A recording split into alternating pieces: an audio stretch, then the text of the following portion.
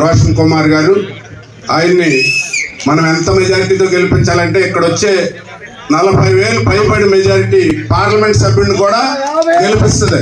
ఎందుకంటే అంత మెజారిటీ మనం తీసుకురావాల్సిన అవసరం ఉంది.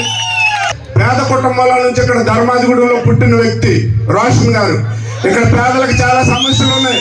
ఇక్కడ భూముల్లో 1000 ఎకరాల అడవి ఉంది. ఇక్కడ అడవి భూమి అలాగే కల్రాజగూడలో ఉంది, ఐపిరాజగూడలో ఉంది, ఈ పక్కనున్న పంచాయతీలు మండలంలో ఉంది. మీ పేదలందరికీ కూడా ఇవాళ భూముల్లో మొక్కలు పెంచుకుని చెట్టు పట్టాలు ఇచ్చే అవకాశం కలిగించే ఏకైక వ్యక్తి రోషన్ కుమార్ గారు.